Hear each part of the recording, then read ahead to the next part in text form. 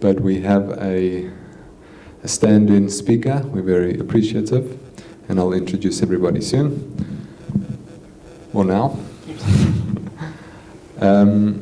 So this is the second in a series which we've started, and as you'll see as the night unfolds, just some of the takeaways which I got from the last session and how things evolved, things that we did in between, innovations, and now this is a follow-up.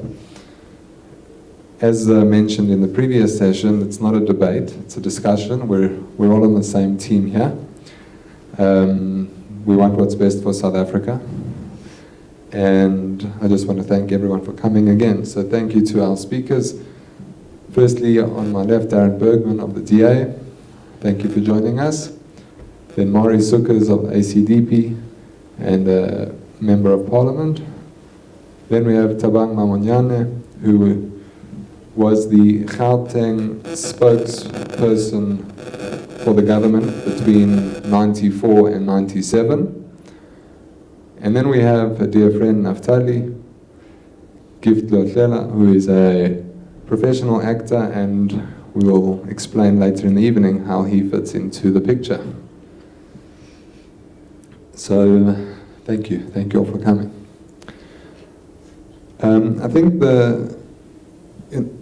once I got involved, and I got involved like 4 weeks ago or 6 weeks ago with politics, and quite aggressively, I would say, for a first timer, and I got a lot of pushback or comments, and I want to talk to two things. I want to hear from everybody, but the one is, can we really do it? Can this year's election be different from previous years? Can we bring the change that we all dream of? And a follow-up to that, but I'd like to speak in different stages, is if we do, if we win, and by we, I mean the multi-party charter as well as everyone that once was best for South Africa and democracy in this country, should we expect civil unrest? Should we expect pushback? Election rigging? Are these concerns that we should be worried about in this country, considering that we've seen it? We saw it when the riots that happened not so long ago. So I'd like to hand over. Take it away. Darren, maybe you can share some insights. Perfect. Thank you very much. I think to start off on the first question, I think we definitely can do it. And I think with your help, we definitely will do it. What we need to focus on is we need to focus on the provinces. And I think that's where the strategy is that most people look nationally. But really what we need is we need KZN and Gauteng to come our way. And I think that's where the economy lies. So if the Western Cape, Gauteng and KZN are in the lap of the coalition, we control the economy, and then whatever happens on a national level, it's really, I think the most powerful provinces can make a bigger difference, running the most important municipalities underneath them. And I think that's where we need to watch, and I think that's a more realistic question to answer is, can we win in those provinces? And the answer is yes. The ANC have fallen below 50% in these provinces. Now what's up to us is to get our voters out to make sure, and for them to get everyone around them out to make sure that they vote. The second part of the question, you got to look at history, and you got to say to yourself, well, when municipalities were won, did the ANC give over the keys to the municipalities? And the answer is yes, they did, but there's one thing winning office, there's another thing taking power. So, for instance, in Johannesburg, we won through a coalition, and we had the mayor and we had the mayoral committee, but of course the administration still belonged to the ANC through what's called cadre deployment. Now, what can happen now, quite realistically in Gauteng, is if the margins are smaller and we take the province, we might take office again, but it might still be under the ANC administration, in that the members of all, the directors, the people on the ground, they might all hold membership to a specific party. So the real trick comes in that is that you really have to have a say on who gets to manage the city or who gets to manage the provinces. So when we take over, to take power, you actually need to take control of appointing the right director generals, so to speak. So the question then asked is, will that happen peacefully? At this stage, my own humble opinion is we haven't had any other reason to believe it can't. And that's my own opinion. Yeah.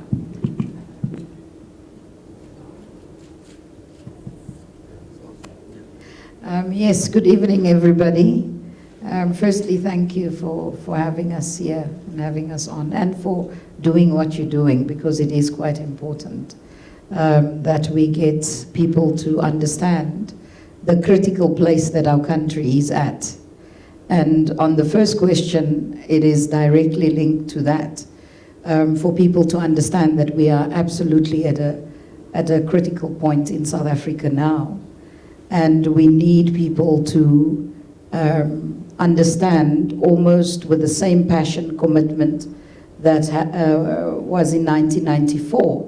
We need to have that same, this time, obviously, it is not with the same motivation, excitement, but it is with the sense of urgency that the direction of the country is really dependent on the actions that ordinary South Africans are going to take. If people are having, and this is the biggest challenge that we have, is that people view politics from a very polarized position. So if I am okay, and I'm middle class, and I am able to comfortably make a living, and even though things are bad, it's not that bad that it influences the quality of my life, then my vote is basically a vote that I do for the party that I choose, and that is the level of involvement that I will have in the elections. We are not at that place.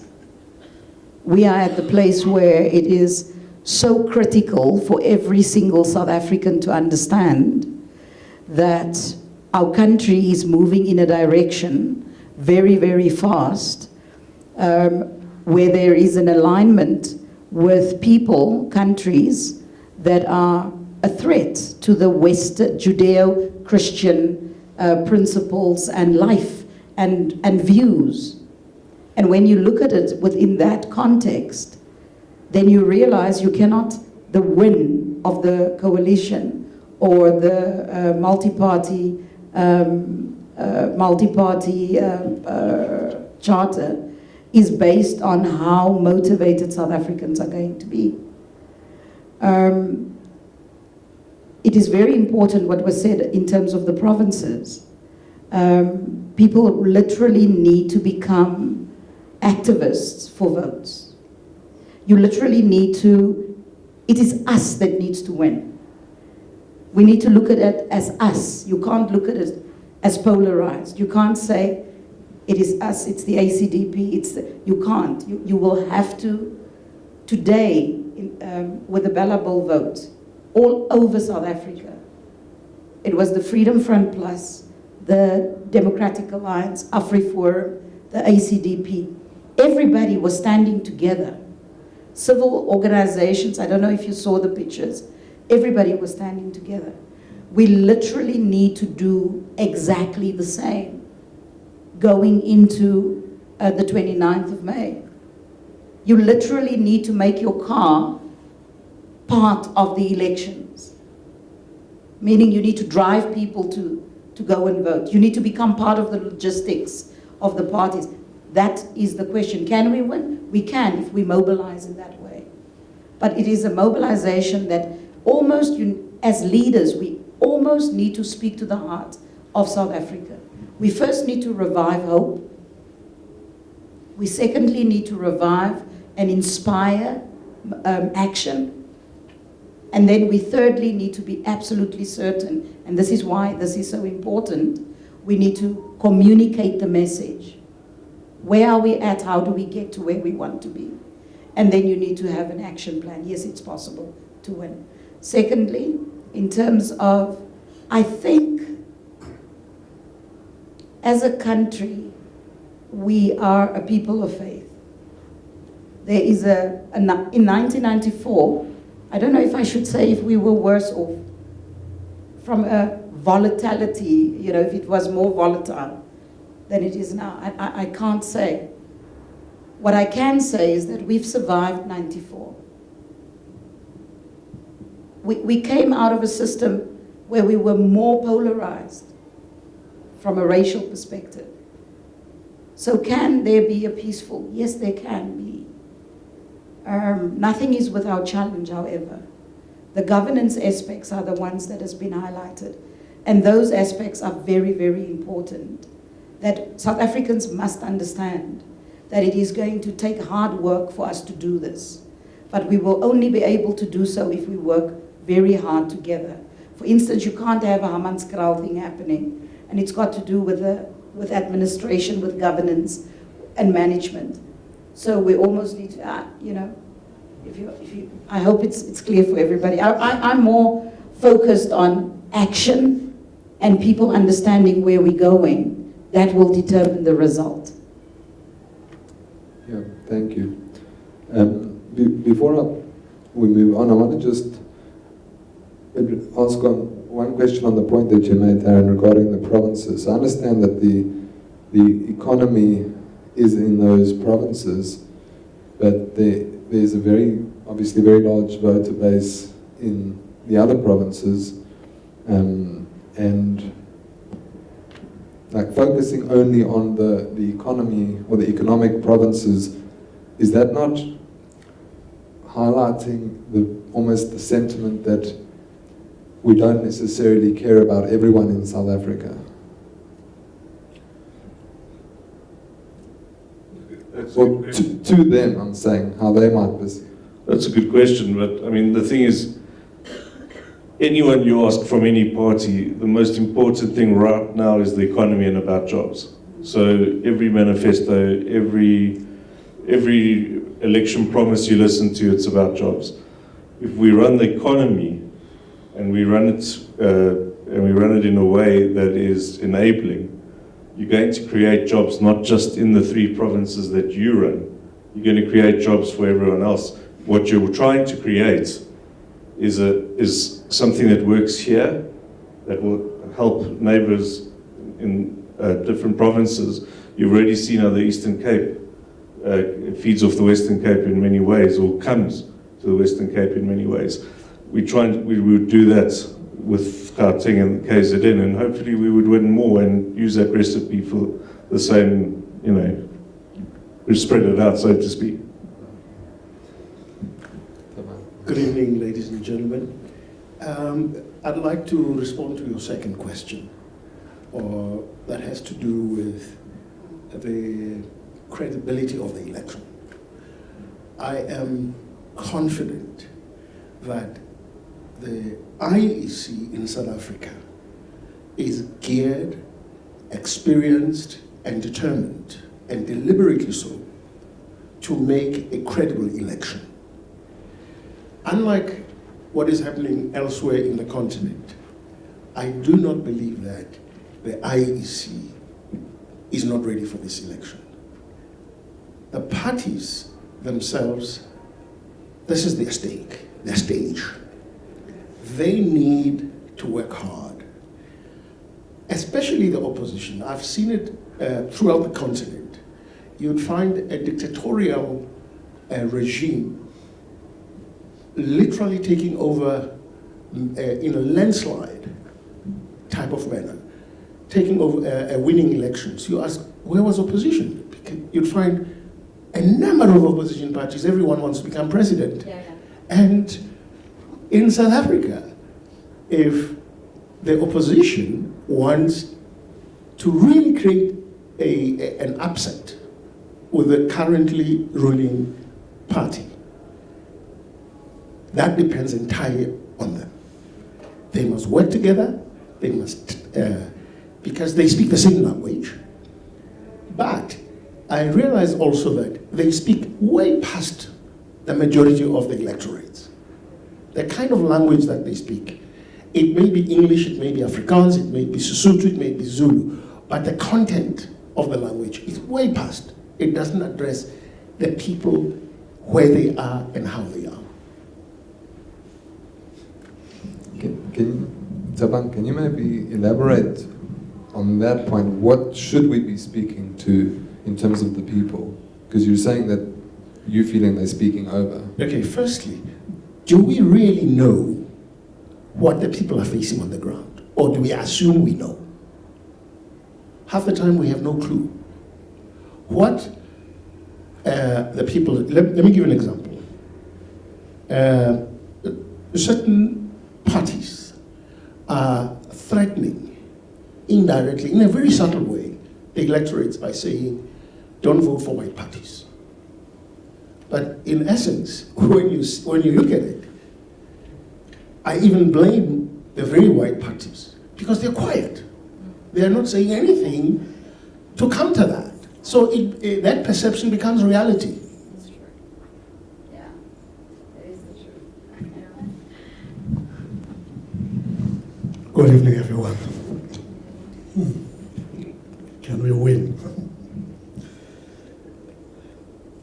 I think it's important that as a country, we must have a national identity that cuts across race, color, creed, you know. The majority of the voters now who are needed to make anybody win an election are despondent, are the ones who are not voting. So I think we have already won when we start having conversations like this, in platforms like this. And this must filter to the people who are the ones that we need to talk to. Because you see, you can go to any township, even suburbs. If you get somebody who belongs to a party that is seen to be far left, far right, you know, conservative, you know, the first thing they see is, this is not me. So that despondent child who's supposed to vote, when they look at you, they should be able to say, I'm listening. No.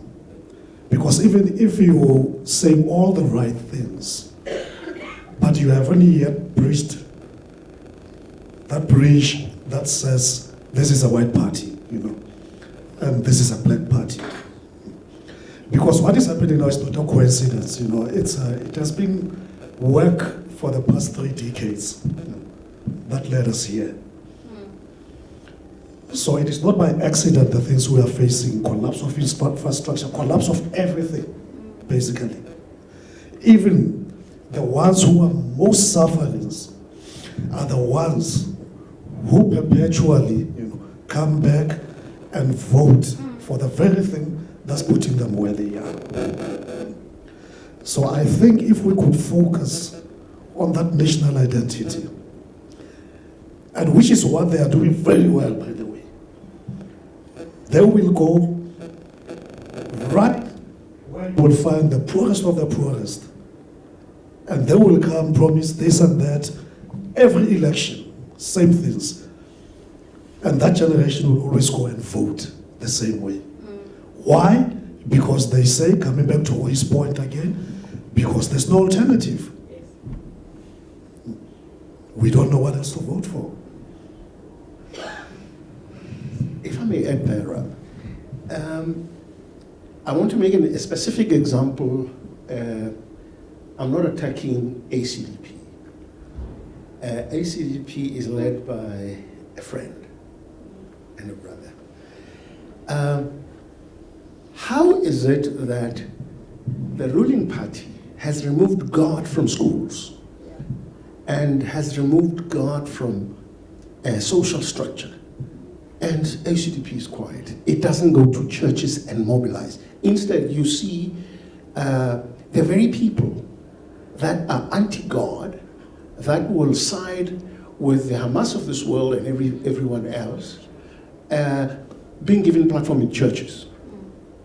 I blame the ACDP. They should wake up and walk to those churches, and those people in those churches must be able to hear this message that we're talking about today. That is a very good comment to make, and I have first-hand experience of the very approach of one, the issue of identity, who are we? The second one about the ACDP being, and of course our faith is part of that identity. And the second part of the ACDP's responsibility to go to the church. And this is the crux of the whole story for me personally. Because it is interesting, I am what you call a black South African that voted for the first time in '94. And I'm a Christian. And so all of us saw the ANC as the liberation movement. And there was certain values that comes with that. And all of us, I didn't vote ANC, and I didn't vote that because I'm a Christian. Because it's very deep-rooted, my beliefs, in terms of how I see government and how I see God's place in terms of politics. But what I have found is, in most of my family, people, as the story of liberation has become part of meaning our brokenness, the fracture of South Africa has become our identity, where we came from. And so for many people, that is how it inspired the vote. But something else very bad has taken over. It is the same patronage and the same that we have at a political level in terms of governance has now come onto the desperation of the voter as well, and in the church. So that people are no longer voting. We have voted on the basis of race, in the basis of history. They are not voting that anymore. The masses and the churches, a lot of them, are now voting on the basis of what can I get out of politics. So the ACDP has nothing to offer you, to give you a ground, municipal ground. You are not going to promise, the ACDP is not going to give you wine to vote. The ACDP is not going to give you a food parcel to vote.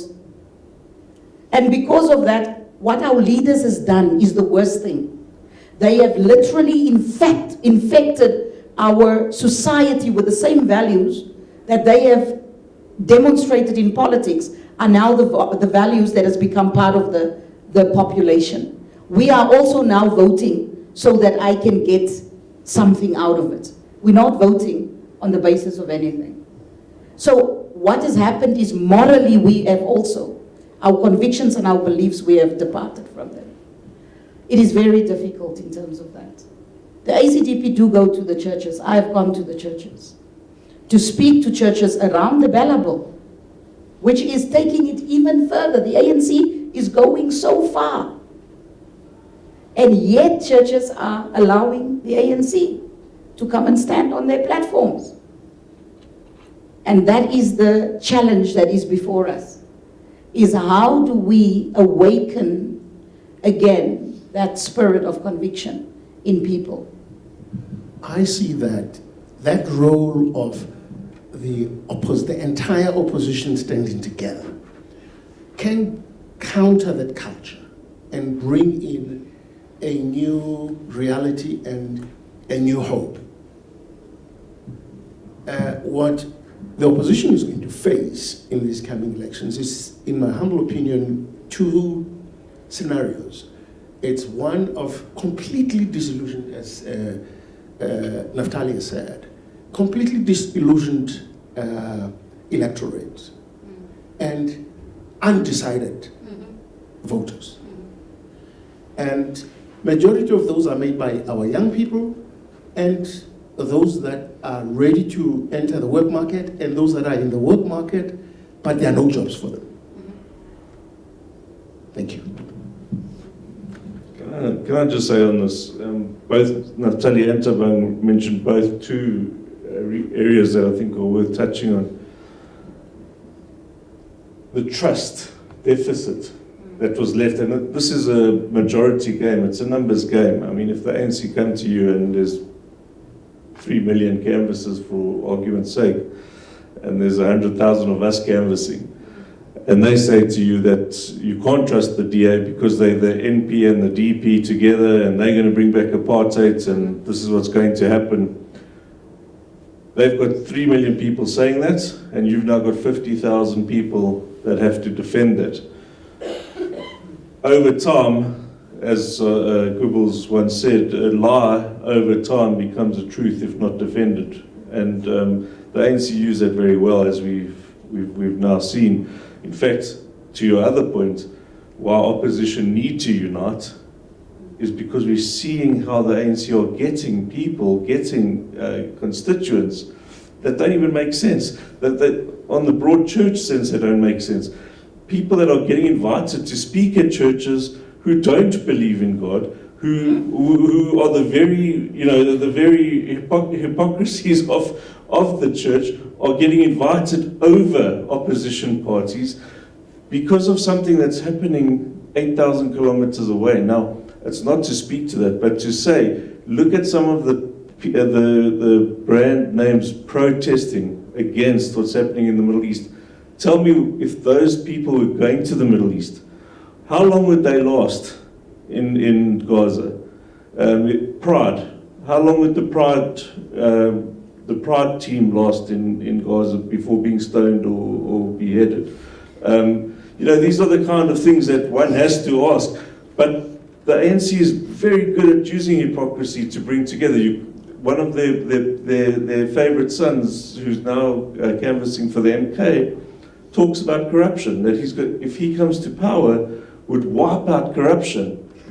But who brought this country to its knees in state capture?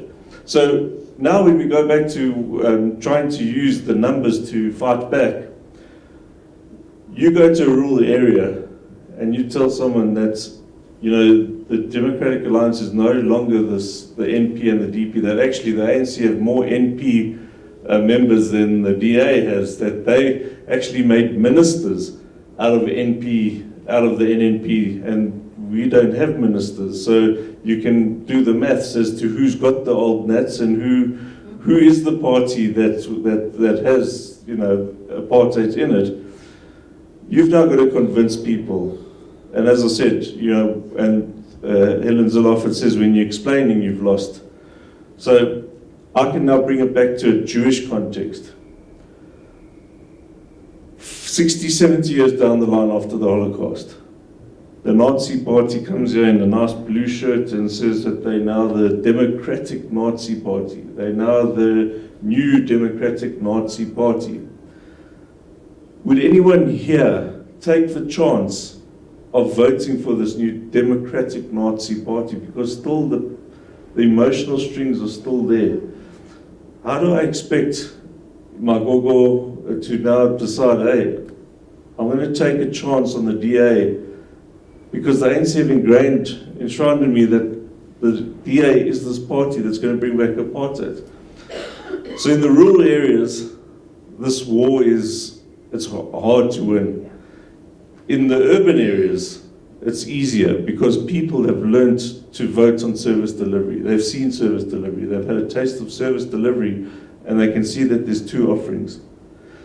You can either go with what we call the anti-economy, anti-free economy, or you can go with the free economy parties. You can't have both. So I was the election manager for Ward 102 by-election in Randburg. There was the ANC, the EFF, and the DA contesting that by-election.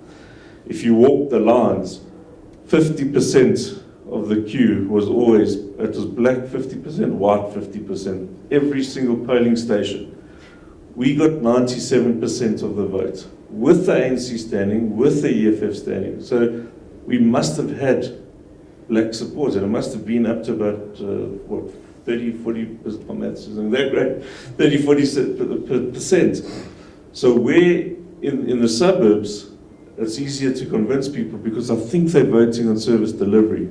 But in the rural areas, you're right, we've got a huge problem because I think voters are kept exploited.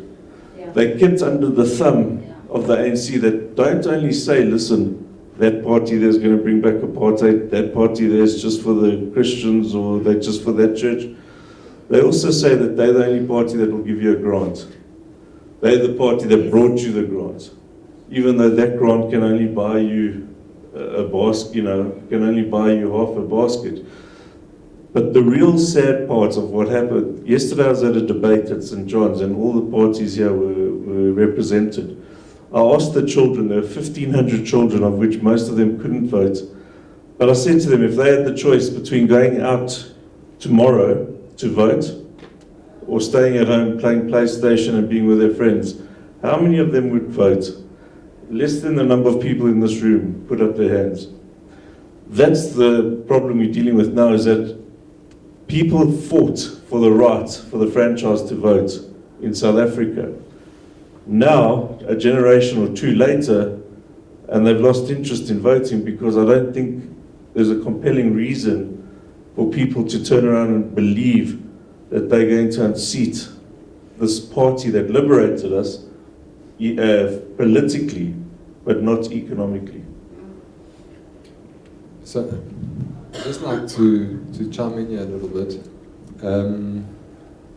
I think, to speak to a lot of the points, identity, as you mentioned, Naftali, is it's very important, and I think that was actually one of my goals of this evening, was to work on that identity, because I really believe that as South Africans, we need to be collaborating on a communal level.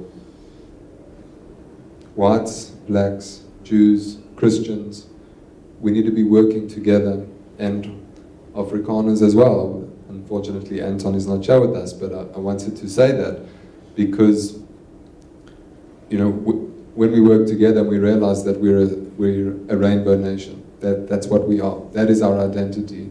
And we're a God-fearing rainbow nation. That is a part of our identity. And when not faced with the challenges, if you took any South African off the street and asked them if they believe in God, just randomly, they will definitely say yes. At least 99%. And that is a part of our identity, that we believe in God, and that's makes up the fabric of our being. And I think that we need to work towards that identity through projects, through discussions, through communication, whatever it may be. We need to continue working together. But then, as you mentioned, Mari, that it really depends on us if we can win this or not. I think that's kind of like, I've been frustrated about it, and that was my first opening message. I recorded a video of myself and sent it out. That, to speak to your point as well, Darren, in terms of numbers, I can't understand how the private sector runs this country and sits back and does nothing. I don't understand it. As someone who's involved in the private sector, in business, you can't do business if you don't have a partner in government. There are so many blocks to just, the amount of bureaucracy, of paperwork, just to get a license to trade in basically every single industry. If you want to create jobs, take away all that bureaucracy. Encourage entrepreneurship, encourage people to make businesses and provide the services within those rural places. And I guess again coming back to the point, the private sector has numbers. Not the politicians may not, but the private sector, which vote, they'll give their vote to the opposition, but they have the numbers and the resources, being the funding, to make it happen, to take back our country. And I think that's something that needs to be really thought about, each person in their own capacity, and also it's a conversation that needs to be had with as many people as we can, ongoing. What can we do to make a difference? Whether it's putting my car on the line or using my influence. So I want to channel the discussion in another direction, which is with regards to voter education. It's a big thing that came up, and we've spoken about the registered voters that are despondent, that don't want to vote. And I'd like to ask Naftali now to tell us about what took place in '94 when for the first time majority of South Africans were given the chance to vote. What did the IEC do? Okay. Maybe before I get to that, let me just tie it with what you have just said now. How to reach, a voter you reached in 1994. That's not reachable now.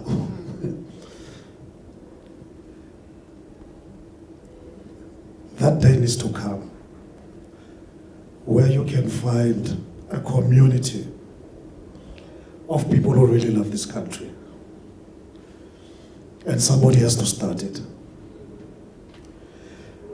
If we can have a unity amongst opposition leaders, because even within the oppositions there are still people who are ambitious.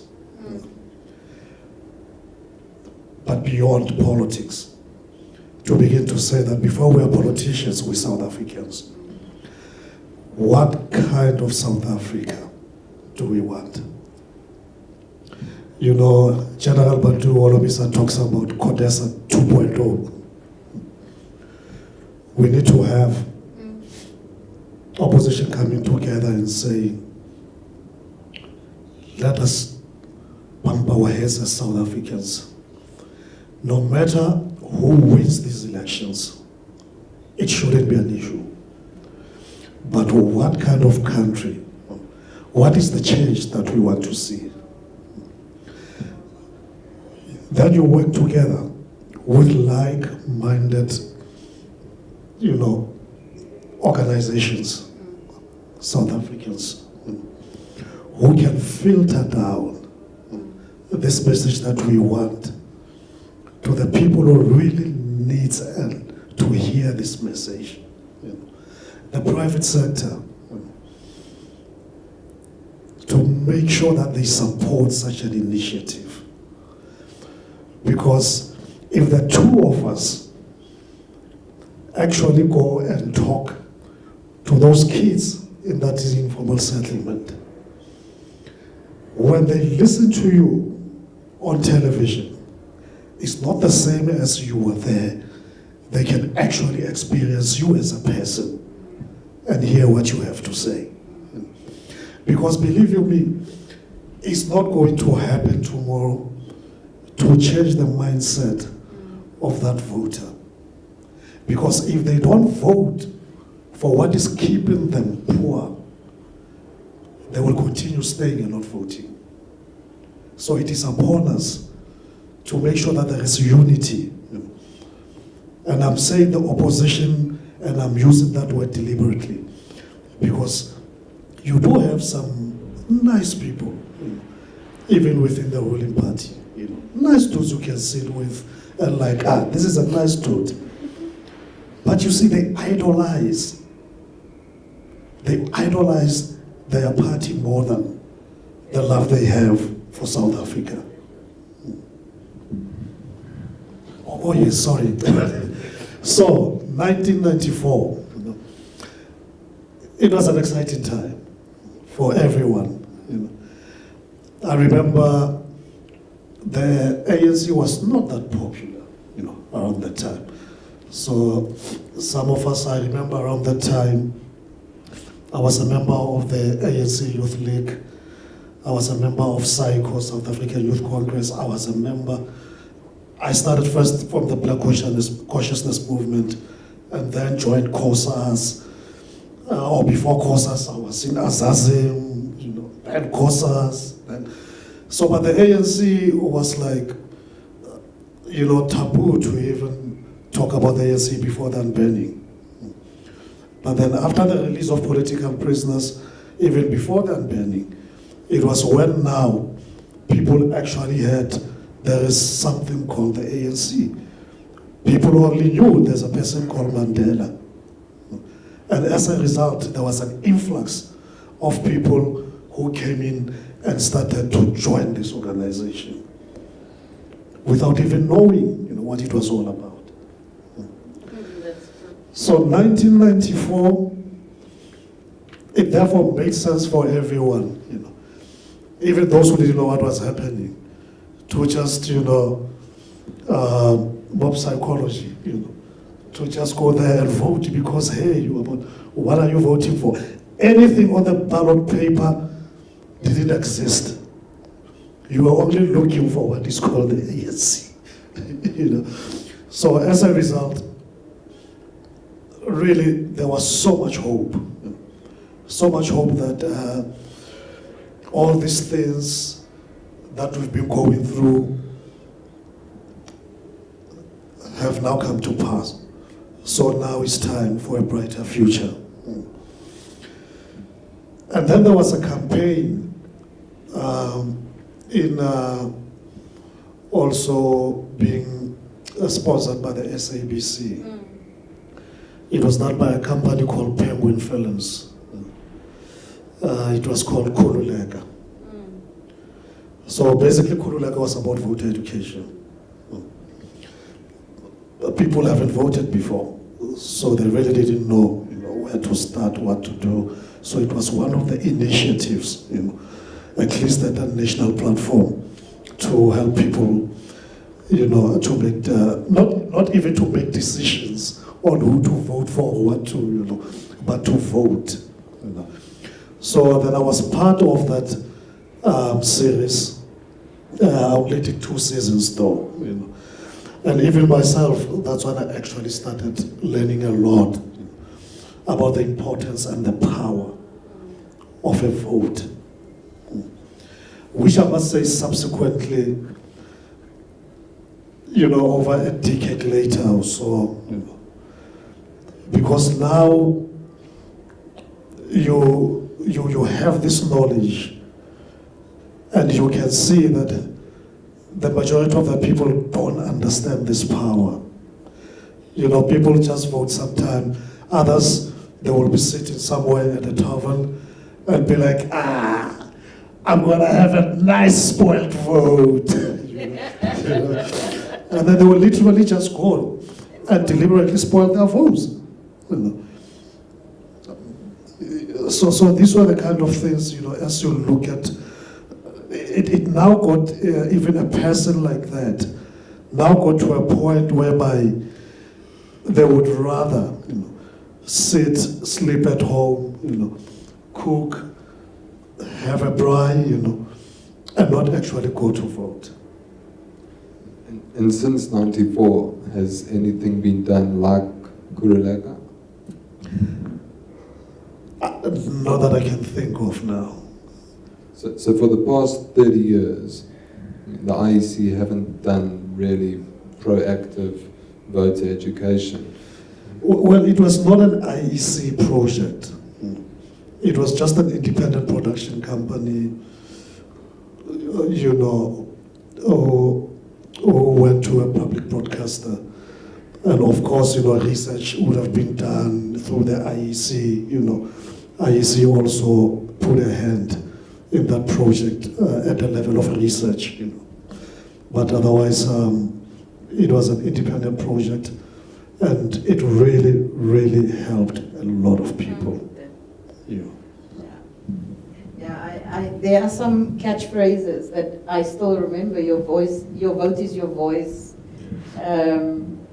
And they made it so alive and real, which is what you were referring to, that it spoke to the grassroots level voter. It didn't speak to the sophisticated. It really was speaking to people about your vote is your secret, and many of those things actually became, I still remember it, and a lot of people still remember it. My vote is, many people when you canvass would say to you that, of the older generation, my vote is my secret, you know.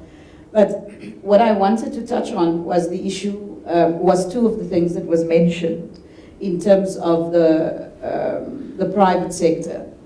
Because this is a good example, and subsequent to that as well, how the private sector became involved in the rebuild of South Africa, or the identity of South Africa. I worked in recruitment.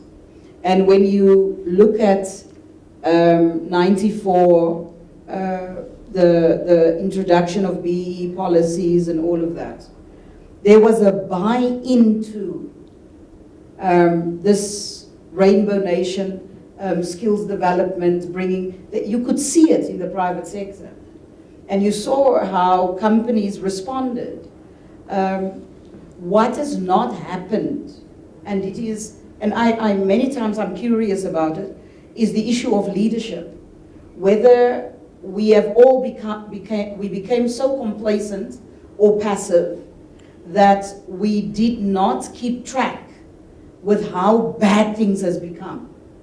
So that we almost did business as usual, all of us, whether you just exist as a politician or you had a party. Because if you listen to us today at the Bellable, outside Parliament, and you looked at the pictures that I have on my phone, you will actually now see the multi-party charter. And it's almost as if it happened because of a cause. Because all of us bought into the cause. What is the cause? We are fighting for parental rights. We are fighting for parents to have control over the education of their children, and not for the state to take it over. And we're absolutely against a policy that has no values, and that actually undermines faith, belief, and conviction, and that the state take charge of our children's education in that way. And suddenly you had, if you looked at the Bellabo public hearings, we saw for the first time South Africans are not dead. They are alive. They are alive when it comes to the issues of identity, which is faith, values, who we see ourselves to be. And those cut across all sections. Where we just had middle-class homeschoolers standing up, we suddenly now, at the end of the Bellabo hearings, 80% of the country that participated in the public hearings rejected the bill. And that is not a class. That is middle class. That is township economy. Doesn't matter how you classify people. That is across all races. If you look at the pictures, you have people standing up and challenging Angie Motshekga on the toolkit. So what did we discover? And today the politicians, when we were standing in front of the house, busy speaking to the people, it was all of the multi-party charter there. Like I said, AfriForum, Freedom Front, all of us. And for the first time, when I listened to my colleagues, and the DA was very good with this, that, you know, they were the superior party, they almost had the same illness as the ANC. And it's what made it very difficult to work with them. But for the first time, because we were in the battle together for months, we spoke as one. We spoke as one. And this is what we need. We've got a week left, but we have the recipe now.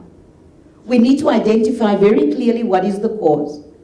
We need the private sector to understand that South Africans are so hungry that they're selling their vote. We need to get government out of NGO funding. Because if government controls the NGOs, that's how they keep the Northern Cape, That's how they keep the Eastern Cape, because they are funding those NGOs. And if a councillor is going to flood victims and taking food to flood victims, the communities are seeing the government is giving me the food parcel. And it becomes political. The public sector, the private sector needs to, the CSI should not just be where people are doing it willy-nilly. They need to do it strategically, they need to do it with South Africans in mind, and we need to do it with skills development in mind and with education in mind in terms of voter education. If we don't get those three things right, we will regurgitate the same thing. If you have the ACDP on its own, we don't have that money. We don't have that funding. He's talking about 50,000 people on the ground. I don't have 50,000 people on the ground. We don't. We are working with volunteers that are just passionate. Get that right. Let us bring the private sector in to do social development the right way. Thank you.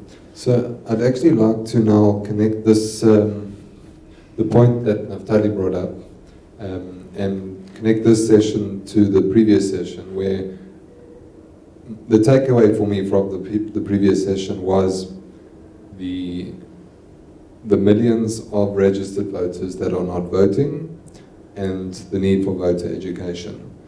So I'd like to do a short presentation.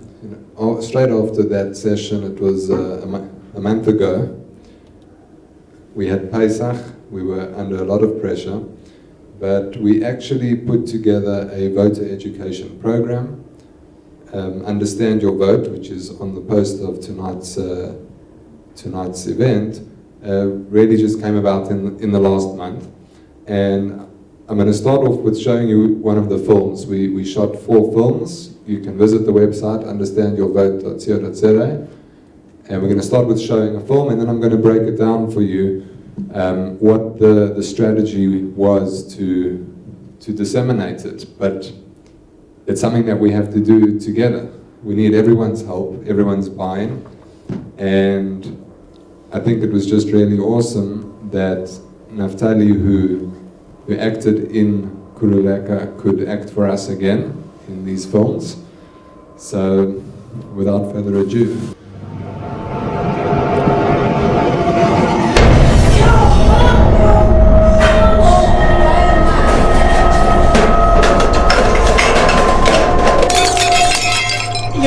So this is not okay. It's really not okay. This is our everyday life. How can we go on like this? Oh, where have you been? I've been worried sick about you. You know that this community is not safe, Martha. What if something happened to me and Mandisa? What if people robbed us or killed us or something? No. Calm down. Okay, come here. Oh, this is too much. Come here, I'm so sorry. Listen. I was out all day looking for work. Okay? Plus I didn't have taxi fare, so I had to take a train. After an hour the train arrived, only for it to get stuck at Lamnachte. Look, here's the ticket. Okay, look. We're all in a bad mood. Right? Let us just change the subject. Eat supper, take a bath, and I promise we'll all feel better again. Now, what's for supper? Junta, which world do you live in? I told you there is no power, there is no electricity. This is an electric stove. It uses electricity. There's no supper, there's nothing to eat. Sorry, if you're thinking of taking a bath, there is no water. Tabo, I try my best every day to make things work in this house. Nothing is working. Tabo, this is too much. I cannot do this. I can't. It is not my fault, Whose fault is it then? It is not my fault. The state of the economy of this country is not my fault. It is not my fault that we have water and electricity cars, late trains, empty clinics, poor education. Everything. It's not my fault, man. It is our fault. It is your fault. It is my fault. We need to be the change we want to see in Noptandazo. Noptandazo, have you ever slept in this house without eating, man? Stop! Have you ever in this house slept without eating anything? Stop fighting! What do you mean? Noptandazo, Stop fighting! Stop! Stop! Stop! Stop fighting! Do something that'll actually make a difference. Baby, what's wrong? Hey, I heard you screaming. I was just watching TV with your dad. What's going on, baby? Mama, I had a nightmare. It's about those stories you told me when I was small. About how you and Dad used to live pre-2024. Amandisa, those stories were filled with pain, sadness, hopelessness, and those feelings that abuse their power. Yeah. But in 2024, we took back our country. Yeah. And then we voted in people that we knew they were going to take care of the country. So you don't have to worry about anything anymore. All you have to worry about is the beauty sleep of yours. Go to bed, wake up tomorrow, and enjoy your graduations. Right?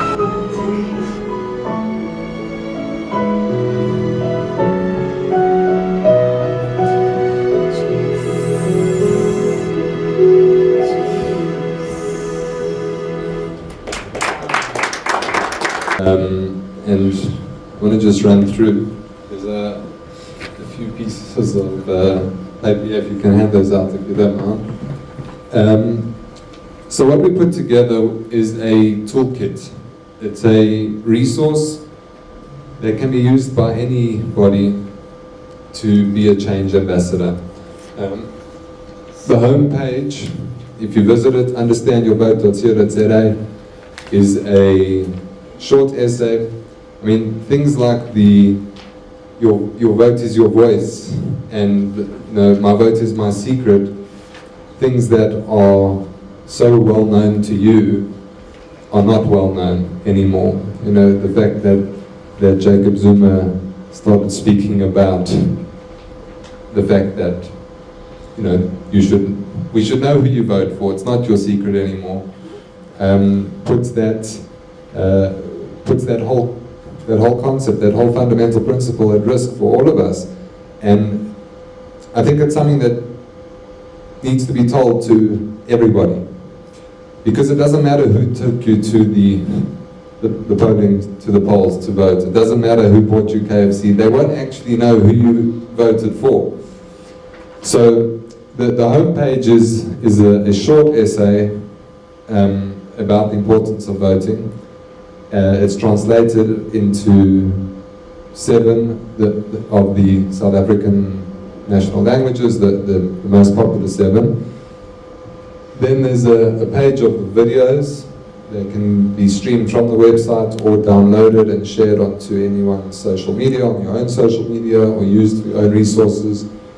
And then the third page is a Become a Change Ambassador, where you can download this lesson plan.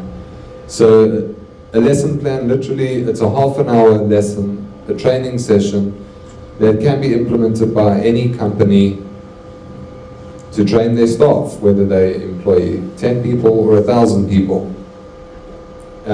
It's not too late.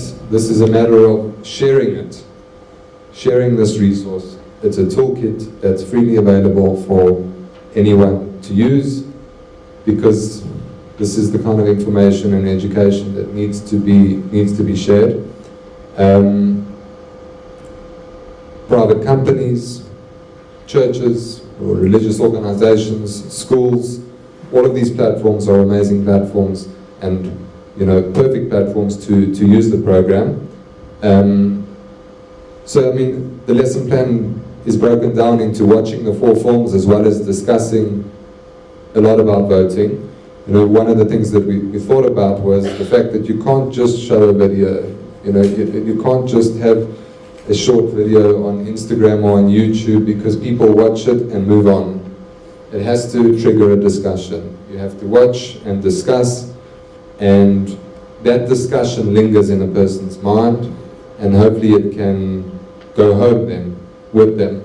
So, I mean, I've had the conversation about this program with various people, and you know, I've been learning as I go on with it, but really the strategy was, when we thought of this, was to go top down. Companies don't necessarily want to back a specific party, but perhaps they would want to back democracy and voting and voter education.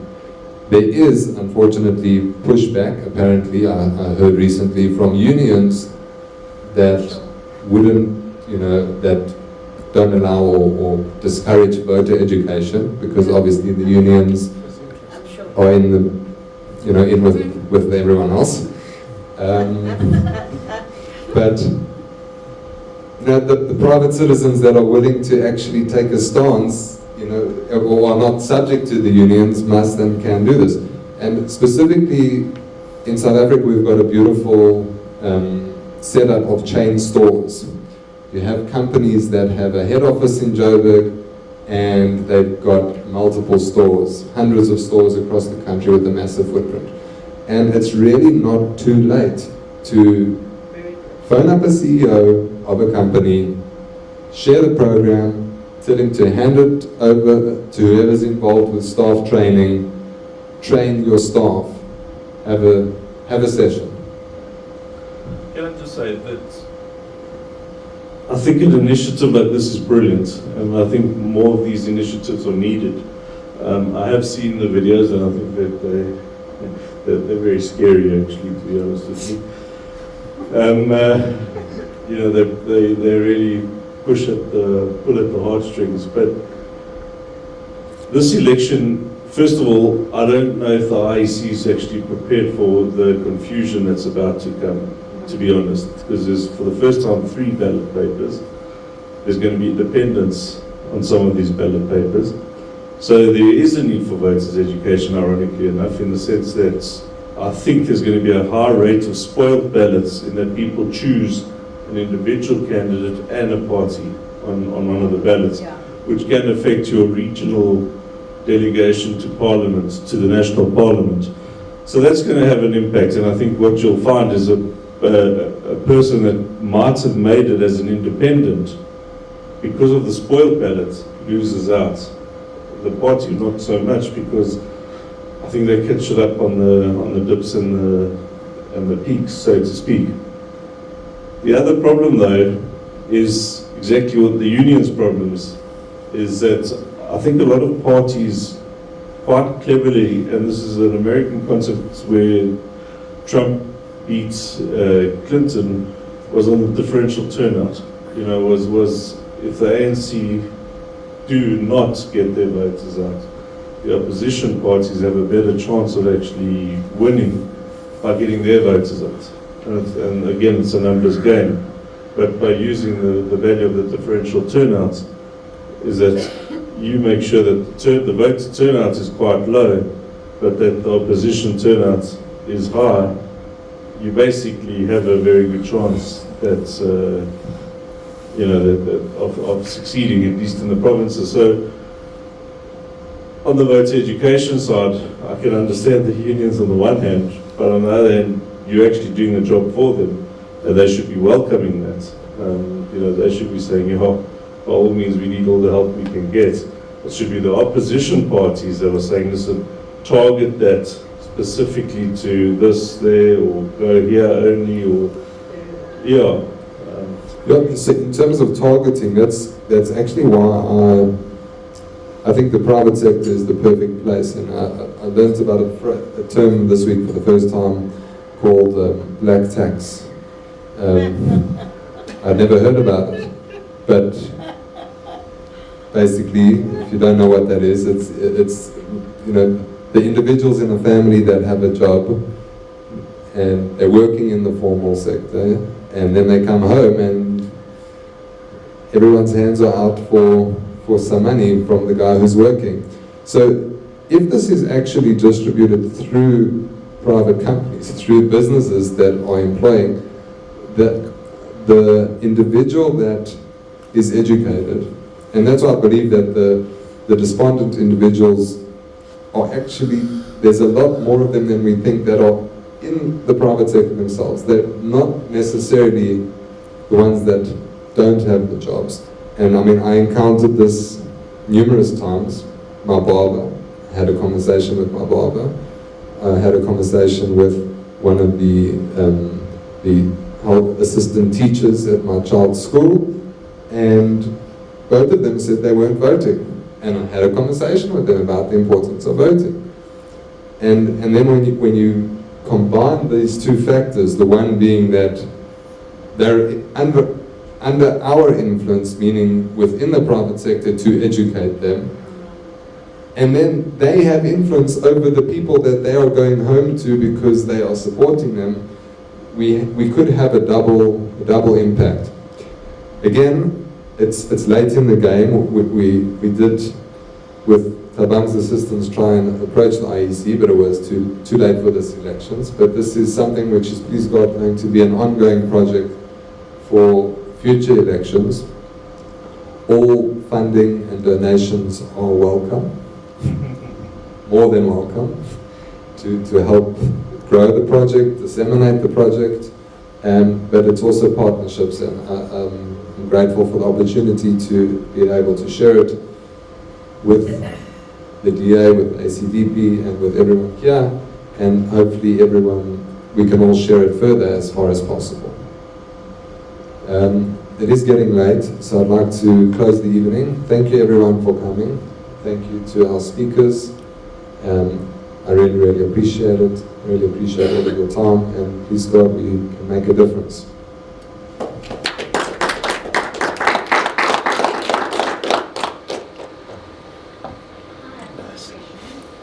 So I'm going to open the floor for questions. Should we do questions? Yeah. Okay. Can I give you a mic? Is it? No? There. Okay.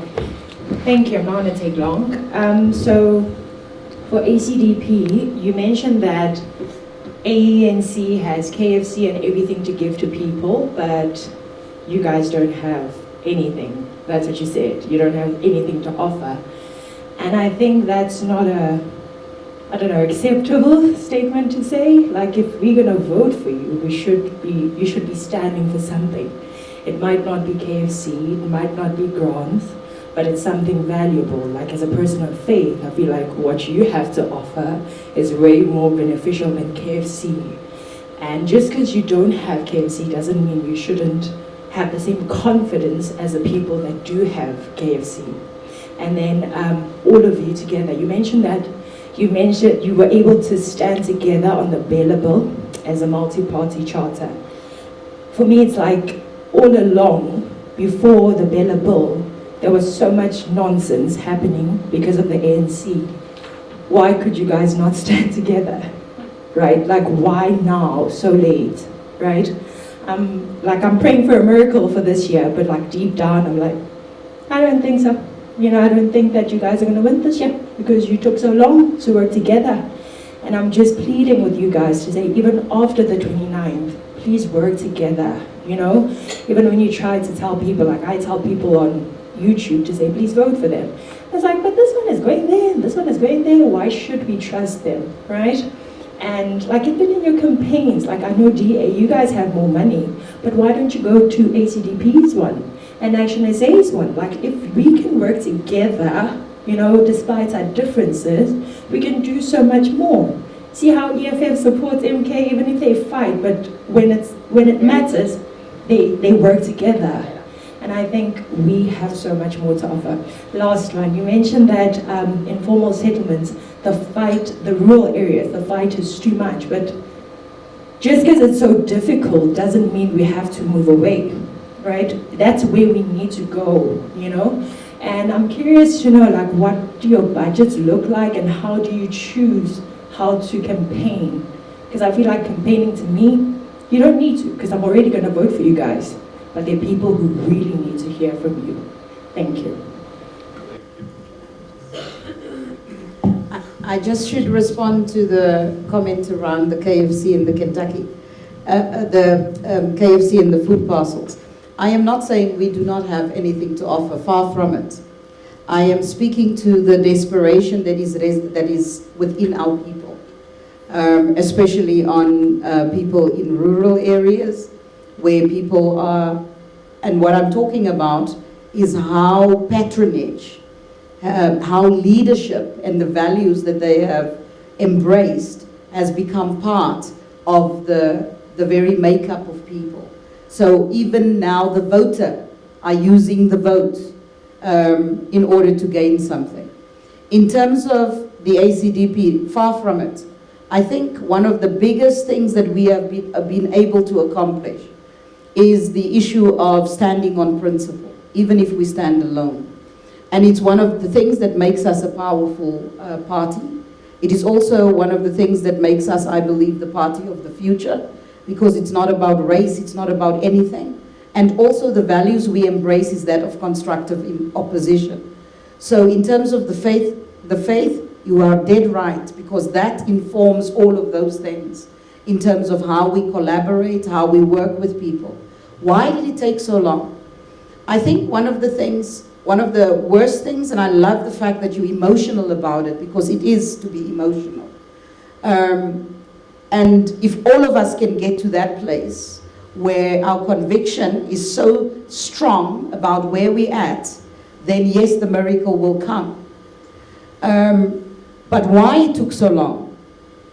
I think truly that there's a period of time when everybody was still thinking that things are just going to be okay. And things were business as usual. I think so. I think it's a human thing.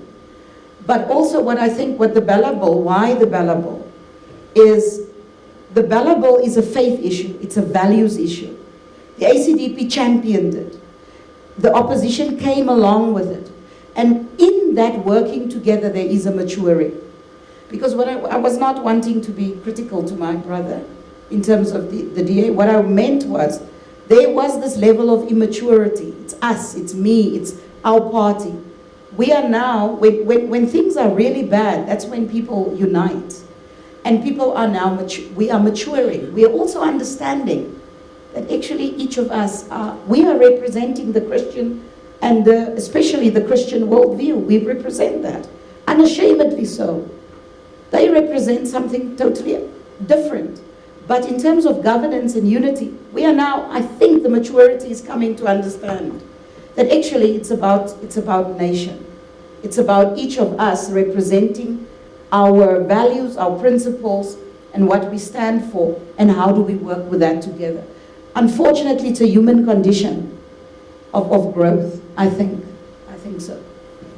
From our side, all I can say is that if you've ever won an area like I did, Ward 32, which is Alexandra, Klipfontein View, Buccleuch, Greenstone, you learn very quickly what it is to be a community leader and not a political leader. You know, what it is to work with 15,000 bosses that all have your own job description and they make up your job description. You can do right by everyone. You can deliver services, you can be the best ward councillor. But when that person has an RDP house given to them, and that person is told, if you don't vote correctly, we know how you vote, you're going to lose your house, you can lose your electricity, your water. Are you going to gamble that vote with anyone else? And do you trust the IEC for that matter? Because when you get to the polling station, you know that person at the IEC. You know that person is a teacher or is sold to you correctly. So it's very hard to say that you're going to vote for anyone, or So when you talk about how do you campaign or where do you campaign, there's what's called a cost-benefit ratio. You must be able to. There should be no-go zone areas. First of all, there should be no no-go zone areas. You should be able to get your message across to anyone, anywhere, and everywhere. The fact that the DA has been seen by Jewish people as anti-Israel and by Muslim people as anti-Palestine, it's horrible because A, we're dealing about service delivery in South Africa, and 95% of what a political party in South Africa should do is in South Africa, and what it should deliver here in South Africa. So to put Western Cape on the line, or to put the opposition's chance of winning as a coalition, Gauteng or KZN, because of something that's happening 10,000 kilometers away, you can show you could protest, you could do whatever you like, but when it comes to voting, you should be voting for a party that's going to make a difference here in South Africa. All of a sudden, the ANC shows that it can act somewhere else, but where's the action of the ANC here? So what we're talking about again is in the rural areas, using their numbers and using, as I said, when the lie becomes the truth over time, it's not to not go there, but it's going to take a lot longer than to just go there once or twice and say, listen, vote for us because you can trust us. You know, I think it was Thabang who said that we must go in as brothers, we must go in together, we must go in and, you know, it can't just be two people going in and saying, listen, hi there. So when I left Ward 32, every time they tried something different, the ANC, the first time would be, there's no water in the whole of Alexandra. But then in my part of the ward, they would go toy, there'd be 300 people. A nice burning tyre waiting for me in case the water never came back. What I would do is then get all the phone numbers of all the people around me, and I'd be able to communicate with them. I would do everything I could better than the ANC. So when they tried to have their members become part of my ward committee, by the end of the ward committee, they were DA members because they were the ones that protected me from the taxi violence. Because I cared, and I showed that I cared. And that's what opposition together is showing. You don't have to be together on the vote. You don't have to be together on the stage. But I think the difference between what people are seeing in Parliament and what people see offline and they get shocked at is that they think of us more as Germany and Germany versus the world in 1945, rather than seeing us as Orlando Pirates versus Kaizer Chiefs. Once we are out of Parliament, we're talking. When we're in the portfolios, we're talking. We often use each other to help each other raise points or to lobby a point together. We work very well together. It's just not a sexy story for the media. Yeah. So it didn't, you know, the Moonshot Pact, what it was when John said it, you know, started, it didn't start just like that. There had been cooperation between the parties a long time before that. But what we won't negotiate on is taking on parties that don't subscribe to what we call saving the economy or saving the country or doing what's right for the country, or parties that are trustworthy. So you might hear parties calling us arrogant, and not you, but parties saying that we're arrogant and all that outside this MPC.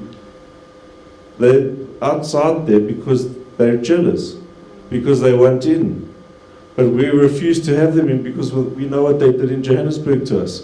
We know what they've done to us in Ekurhuleni, where we're trying to deliver a service to the people, and all they're interested in is where's the fridge, the bar fridge in the office. That tells you a lot about that side of the coalition. Can one of you please explain why 3 ballot papers? What is the third one for? What is the second one for? So, the first ballot paper is for the first 200 seats in the National Parliament. That will say national. So the first 200 seats will only be party specific, so that's on representation throughout the country, percentage wise, divided very easy by the parties, whatever the percentages are. That's how many seats get filled up for the first 200 seats in the 400 seat parliament. The second ballot, which says regional, that list is going to have party names and names of individuals from your region. So each region is a province, obviously, and that's the second of the 200 seats of national parliament. That will also be, so there's a formula for Gauteng is, I think, the biggest, if I'm not mistaken. So I think they account for 43% of, I think, if I'm not mistaken, KZN and Gauteng account for 43% of the ballot. So that's nearly 80-something seats of the 200. So on representation again, the parties will be allocated from KZN and Gauteng those 83 seats based on how many votes each party got. If an individual candidate gets, I think it's about 50,000 at the moment. Am I right? 50,000, 30, it was 50, I think, was it? 50,000. If an individual gets it, that individual will have a seat in Parliament, will be a representative for the first time in South African Parliament as an individual in Parliament. The third ballot is the provincial ballot for the provincial legislature, and that is allocated per, again, on representation, party representation. So those are the three ballots.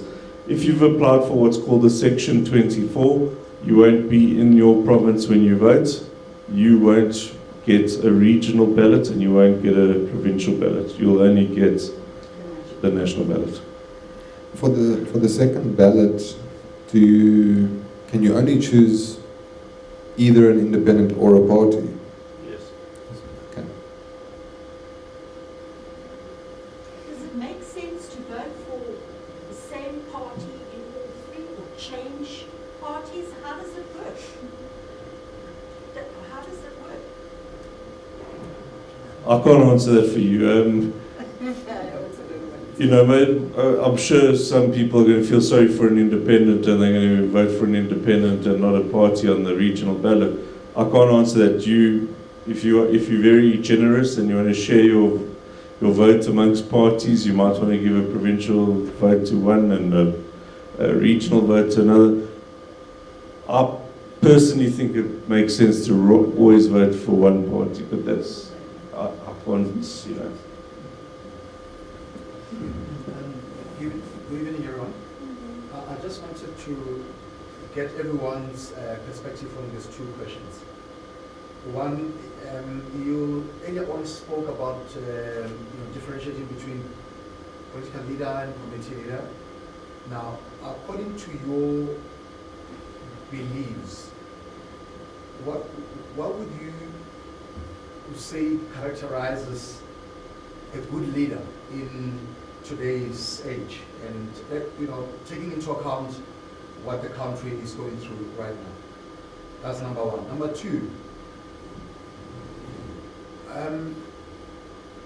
what would you say would be the best way or approach in dealing with complex society issues?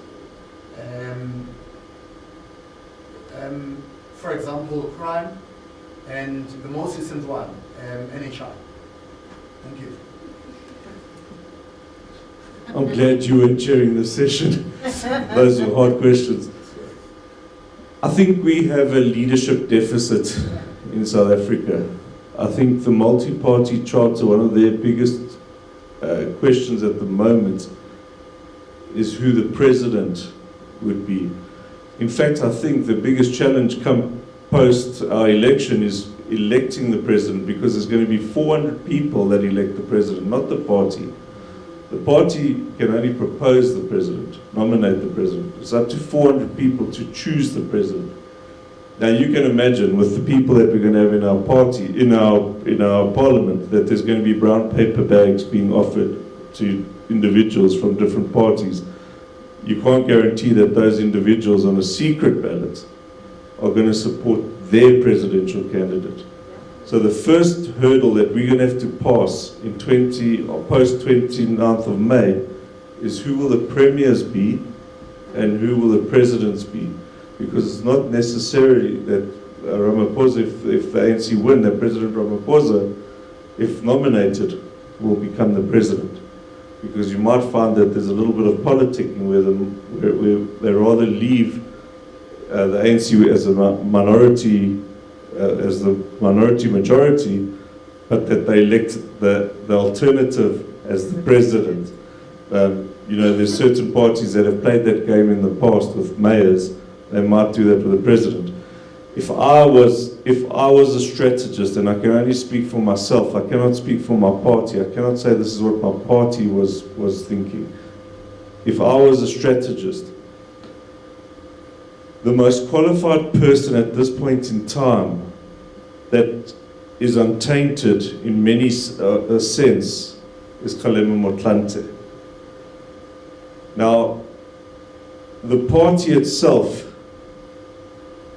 you've got the Zondo Commission, you've got a lot of corruption, you've got the party itself focused elsewhere rather than in South Africa. I'm yet to hear Kgalema Motlanthe express an opinion about anything to do with the ANC politics or whether he endorses or supports the ANC politics. I believe if the ANC were to take power now, he would be probably the most suitable for the economy at this point in time. Anyone else, I think, is not from an ANC point of view. I would be very careful. Outside of that, in the multi-party charter, as I say, it's an open game. Unfortunately, it's a profile problem. Is that I don't think that our citizens, I don't think have a fair, a fair feel for all the candidates, and therefore I don't think anyone stands out as a clear winner, as a potential leader at this point in time. To your second question, we do have a problem, which I think the basis of your problem is respect. The basis of your problem, which was mentioned, is actually Ubuntu. It's not black tax, it's Ubuntu. Is looking after your children, look after your parents, and your parents look after your children, and there's a respect that we've lost. We've wiped it out. We've wiped out culture. We've wiped out, we've wiped out all this respect that now our policemen, the teachers don't want to teach because they're not allowed to. There's so many rules protecting the student. The student has more rights than the teacher. The prisoner has more rights than the warden. The criminal has more rights than the policeman. So everyone has more rights than the actual person that has to implement the respect. What we need to do is we need to reverse that in terms of increasing our training and awareness of the civil service, and the best way to do that is by wiping out what's called cadre deployment, by putting back people that should be there on merit, people that know they were trained to be the top policemen, so they know what it is to have independent forces, top teachers that know what discipline is without having to beat up a child, so that you can take back the classrooms, people that can take prisons without having to have people escape or have fake deaths in prisons. And then, how many of these escapes probably have happened, but this was the high profile one that were caught. So these are the kind of things that I would say. Yeah, I think I'm at the stage, and this is my personal opinion, where I would not even look at the ANC in any way as an organization from which a leader can arise that will take the interest of South Africa first. Because in this term, I think the absolute decline of the ANC from a values perspective is evident. It's evident in everything. What was said earlier about they are nice people, The problem is that there are nice people, but there are people that are not prepared anymore to stand up for their convictions. And we are seeing it in the policies that they are pressing through. That is absolutely void of the values. And so within that context, there is no one I would not be standing or in any way endorsing any person coming out of the ANC. It has become a culture that is extremely toxic, self-centered, and it is unable within itself. And we have seen it. I mean, the absolute depravity of the ANC is evident in terms of the international direction they have taken on the Middle East. Should be for every single person an indication of how far the ANC has fallen in terms of the values of an Albert Luthuli and the Judeo-Christian principles. So no, I wouldn't. But from a leadership perspective on the multi-party charter, I do think that we also suffer as a nation from a thing where we in the cult of personality. So big personalities, people think are great leaders. And I think we are learning the hard lessons as well. That there is, and like Kgalema Motlanthe, for instance, that he mentioned, is not a big personality. But yet, why would he be seen by a political leader as somebody that can potentially? Is because he's moderate. He's moderate. He is a values-driven person. And within the multi-party charter, I would say we've got people that certainly has the values that can stand up and be a leader based on the values and principles. There was I don't know if it was a survey, and I don't know how many people were used, but for instance, our president was among the people that people find trustworthy or see as trustworthy. In terms of the social crises that we are in, one of the biggest things that has happened with us as African people is that the family unit has totally disintegrated.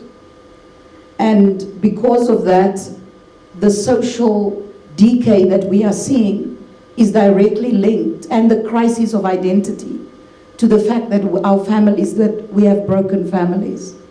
And in South Africa, it's across the board, but particularly in our communities.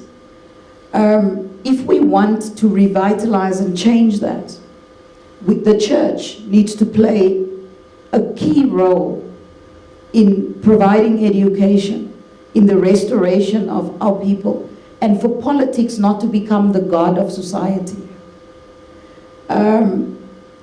Family is the key thing for us to get back and to restore that. In our communities, 47% of children are growing up without a father. That is not any father figure. I'm not talking stepfather, any father figure. When you look at the Western Cape, where I come from, and if you look at the Northern Cape, the kind of crises that we have, I cannot even say it here. When you look at the disappearance of Jocelyn Smith in Saldanha, that is the tip of the iceberg. We as the ACDP did a research in 2020, because there was something very important for us in terms of children. I cannot access it now on my phone. If I read it to you, it would shock you. According to Save the Children, if all conditions are met in our country in terms of health and education, then the potential of every child to reach their maximum potential in South Africa is 43%. Because of the exposure to violence, the conditions in which children are living diminish the capacity for them to develop to maximum. That is related primarily to our social crisis. And to fix that, fix family. And that's why we fight so heavily against the erosion of parental rights.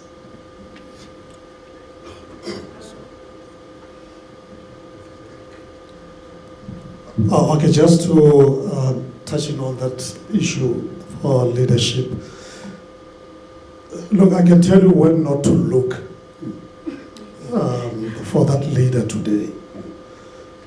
And it is definitely within the African National Congress. Because, as I've alluded earlier, that you will find some nice dudes there. But that the issue is, they worship the African National Congress. You know, there is this mantra, no one is bigger than the African National Congress. So no matter how convicted you are, but you still submit under this idol, African National Congress. So I think it's time we look somewhere if we really, really want real change.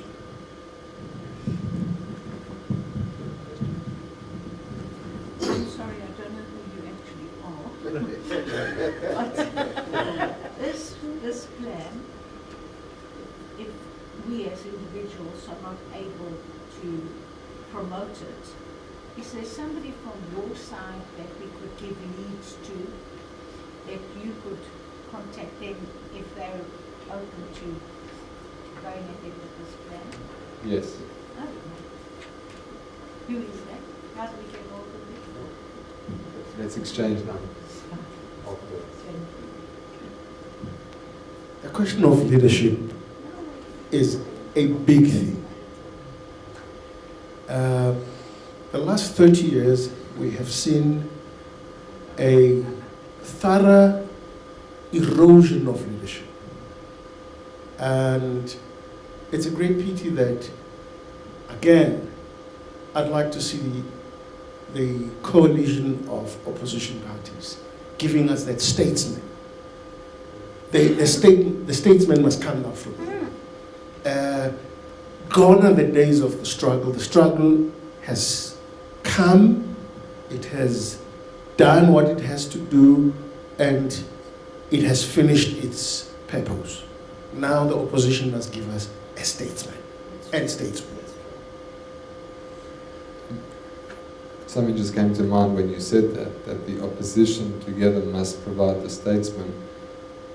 I think, naturally we all, we think it's going to come from us. We put our own candidates forward. Just maybe if we start looking in each other's parties for that statesman. Darren, you found someone in the ANC, but maybe if you can you? really need to withdraw that one. But if the DA could find someone in Action SA, or if Action SA could find someone in the ACDP, and when you back someone else as that statesman, someone else might also, and it's just interesting.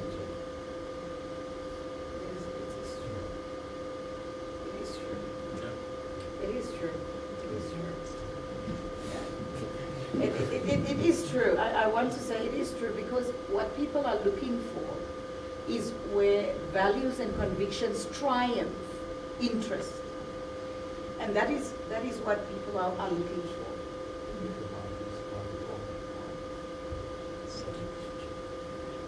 It's on now. Yeah, I'm saying that it is true what you're saying. We need to display the kind of selflessness of leadership. We need to show that. I don't know if as a people, and I'm checking myself because I didn't come from politics. And I couldn't say I'm a politician for 3 years while I was in Parliament. Because it was such a thing for me, because in politics it's always self-centered, it's always about self. And we need as a people, I asked him now, he needs to withdraw, because we can't have anybody from the ANC. We really cannot. I mean it. It's an impossibility. We have seen it now. When people defy the Constitution, when they defy what is in the good interest of the country, when you protect people at all cost, then you have morally lost it. Nobody can come from that. Nobody can. And I agree with what you said. I don't disagree with any of that. Just it would have just been a bit arrogant of me to suggest that our statesman came from our party. So I was being very, I was being very gracious and diplomatic. I must say it is sad that two of us sitting here, both members of Parliament, are not very proud of saying that we're politicians. Or it's taken, you know, it's not. When we introduce ourselves, it's not the first thing that we usually say, you know, at this stage. And so I must just say, someone said it earlier, I think it was actually Naftali that said, it's the people that are resilient of South Africa. It's not because of government. Government hasn't done us any favors. You know, it's the people that we keep on asking the people. We keep on asking more from our people. We keep on asking more and more and more. And I think the next person or leader, you know, I do believe that government has all, you know, I've spoken out against government a lot and enough, but when it comes to life changing, when it comes to changing, you know, when it comes to, when we're on the brink of something earth shattering here, you know, changeover, the expectations are great and high. They must be managed. The expectations have to be managed. It's what can be delivered, you know, in the first 100 days or in the first, you know, the ANC have had 30 years to get to where they are. What will the coalition have before people start going, oh, but hang on a second, you know, you guys said you do this, and it's only been a week and you haven't fixed this, or 2 weeks and you haven't fixed that. And I think what we need to do as politicians, the best thing that we can do first is manage expectations. What we have to, and I know for what our party's been doing, is running ready, what's called ready to govern, is making sure that in this province, if we were to win as a coalition, that we would know what to do from day one, that we would know that within the first 100 days, and there, I mean, we were looking, as I said, jobs, halving the crime in the province, making sure that there's the cadre deployment, taking away the ANC stronghold. I'm not sure if, I'm sure you've heard the story before, but when we took over in Tshwane, the mayor's first day in Tshwane, he arrives and he's introducing himself to his staff and asking people what they do, and most people couldn't tell him what their job description was, but they could tell him which ANC branch they were from. So there was 120 positions in the mayor's office, and they culled that down to 20 odd because they were nonsense jobs. They were jobs that were not necessarily needed. But because it was in the mayor's office, the mayor had the power to hire around his office. So these are all job creation around cadre deployment. So ending that would straight away, you know, within 100 days you could see a difference. Just by the public-private partnerships, load shedding, water shedding, because load shedding is coming back in what we're on the 15th. So load shedding is coming back in 15 days' time. So I can assure you that water shedding is also a problem. But under a coalition in this province, we will tackle load shedding and water shedding to the extent that there should be none, you know. So these are the kind of things that we have a plan, and there is leadership around it. So the figurehead would really only be a driver. The figurehead would really only have to oversee. The real work has already been planned. The real work would be for politicians to come in, and it's officials that really hold the power. So I'm going to take my statement to the next level then. Because the DA is so prepared, I would say it's the DA's responsibility to choose a statesman outside of the DA. and supported 100%. It's quite Remember, bold.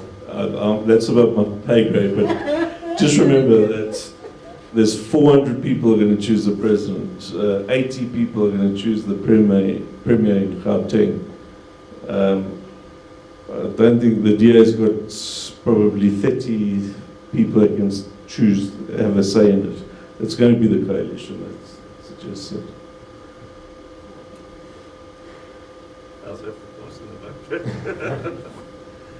Okay. Thank you very much, everyone, again. Have a wonderful evening further, and thanks for coming.